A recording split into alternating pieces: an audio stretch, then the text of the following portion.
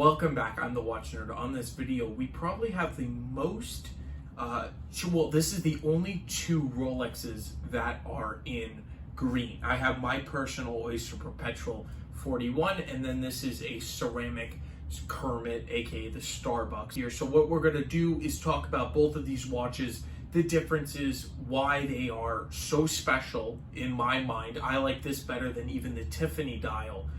Oyster Perpetual, and I'll explain why. I talked to the owner, I should say, of this particular piece, that he let me do this, and it will sell. This piece, it will sell extremely fast, probably in the next 24 hours. So I got a chance to look at it before it did sell.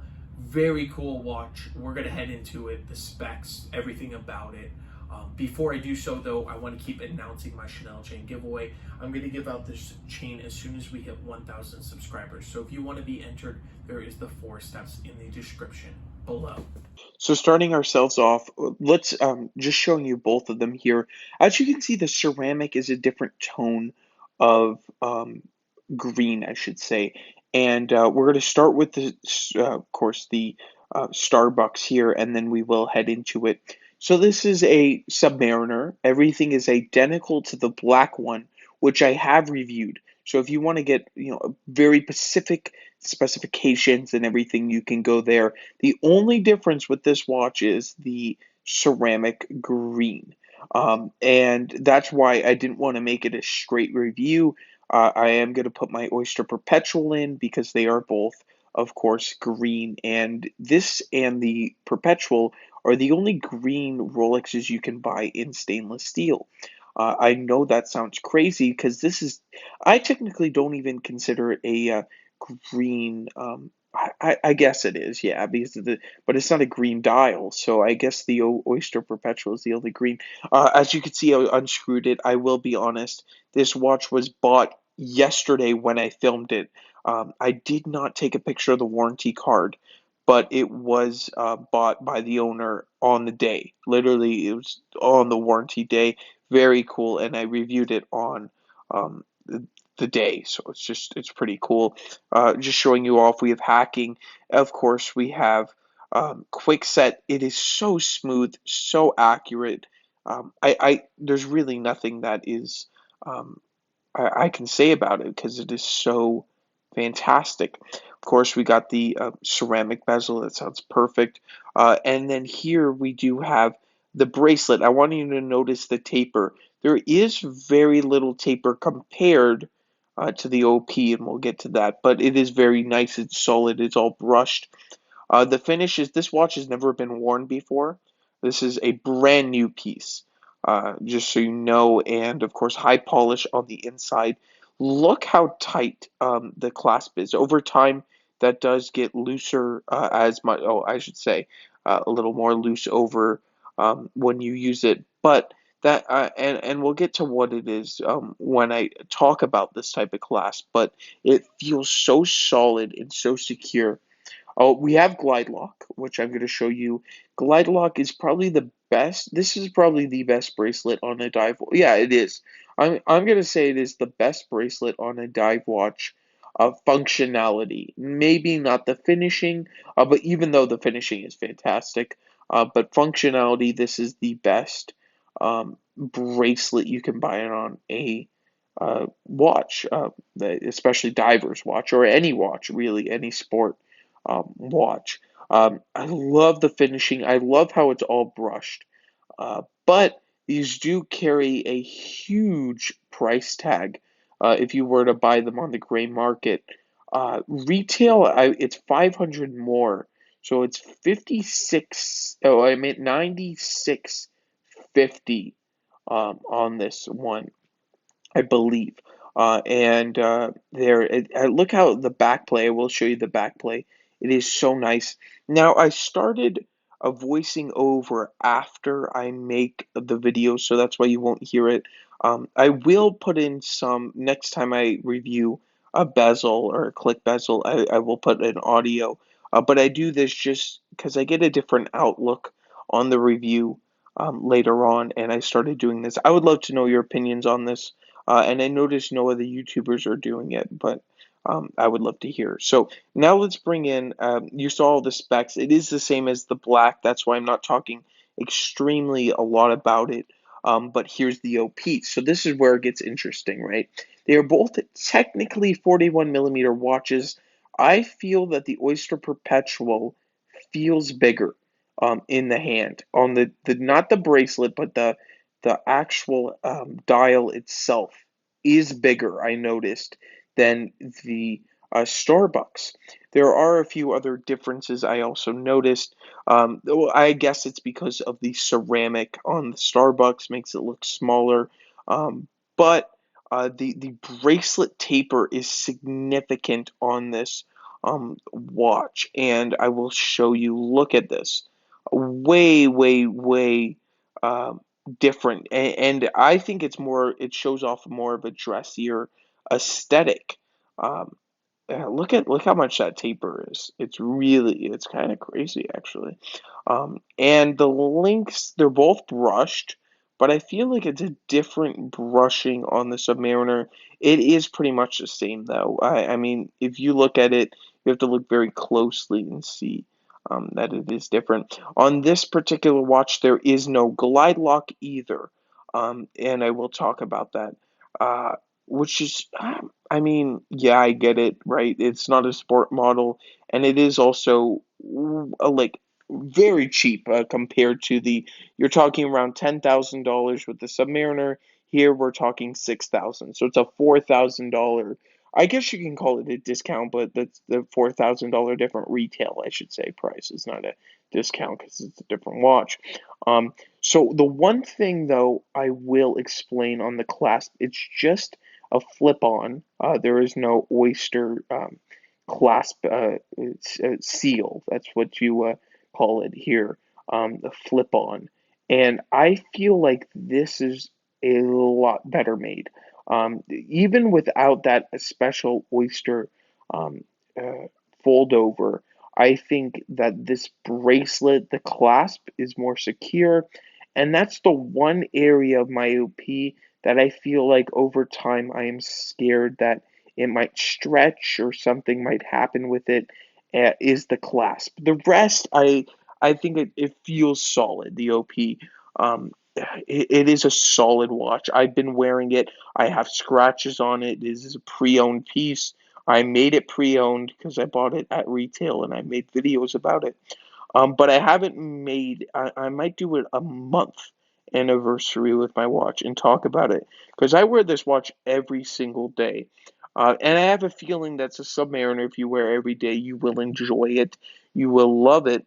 But there is a major difference in retail price, and I want to explain what you get differently. Now, the loom I noticed, it is very nice on both of them, but the OP, I love the dial layout, and the Submariner is an iconic dial layout. You can tell right away the legibility on it is just perfect. You have a dive time bezel, very, very nice. But on the OP for casual use, I think it's very legible, especially with the double stick indices, which I noticed that most watch brands don't do. Now, of course, the Coronet at the 12 o'clock does not have a uh, my bad, sorry, the loom, so you don't see the double stick, so you know which way is right up, and you can see the dial very legible. You also don't have a date window with this watch, and I think that's very nice. I like that there is no date window. I think the date window makes it a little more crowded. Yes, on the Submariner, I do prefer it, but on the Oyster Perpetual, I prefer an Oyster Perpetual over a Datejust, just because of the all brushed aesthetic and that there is no date. That, on the sport model, I can make an exception though. I would love to know your opinion. So, what do you think about it? Submariner no date, Submariner date, or with the green? I would love to know your favorite down in the comments because it's just an interesting subject. So everybody has their own opinions. But on mine, I always like the no date. And the one thing is though, right? Because this watch is approximately, there is taxes involved and everything. but it is a $4,000 discount. Well, I always say discount. I've said it twice in this video, but I should say 4,000 different retail price because you're right. The Submariner is not the OP, and the OP is not the Submariner. The Oyster Perpetual is a 100-meter watch. It is casual. And so I should not say that it is a more affordable or a discount because it's not, right? It's a completely different watch. But I say it in the sense where what does Rolex justify in that price increase, right? So you're getting an extra date window, uh, but pretty much the movement is the same on both of them, right? On the ceramic green and of course the date, the Submariner date, you have the 3235, and on the no date it is the 3230, which is they're both 70 hours of power reserve, and the only difference is you have a date with an extra position that has quick set. That is it. The both of the movements are made of the same quality. There is nothing different about them except the date, and Rolex definitely made that true. Just because it is more expensive for the uh, date Submariner doesn't mean you're getting a better movement because you're not. The only thing different is the date, and that's up to you to judge if it is better or not.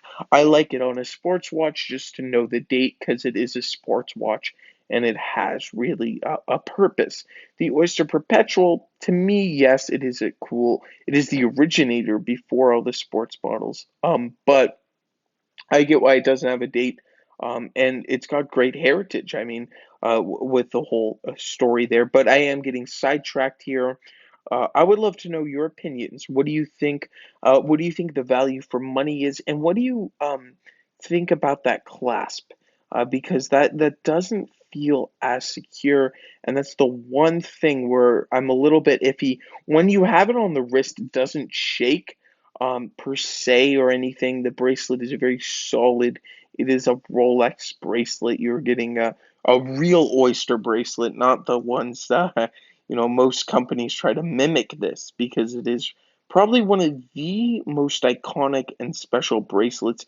And I will always tell everybody buy an oyster bracelet, not Jubilee. Just because, in my opinion, and just with past experience, that the Oyster bracelet is sturdier, it will last longer, it will look better over time, even other ones. But that is a different subject, and I am getting a little off topic. This is a very cool watch. It is brand new when I did show it to you.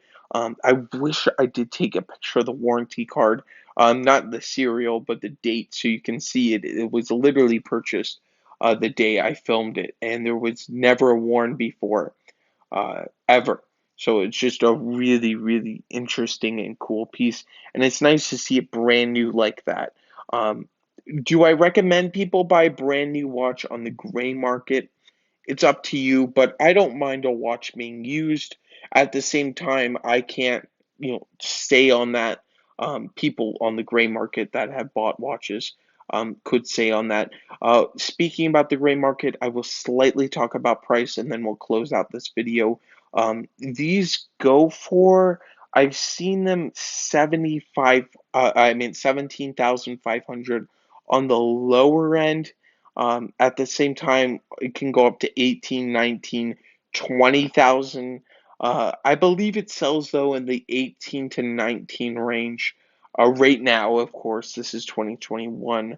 I don't know what it will do next month or the month after that. Who knows? But I was just telling you slightly about prices now and what's happening with this market. Of course, I believe this owner is happy with it. I don't know what they paid. Don't ask me what I get comments on my last video how much they pay this and that. I don't know. I'm fortunate enough to get these watches in for you and showcase them. So that is not my area to ask, but I do know market prices, and that's why I am telling you.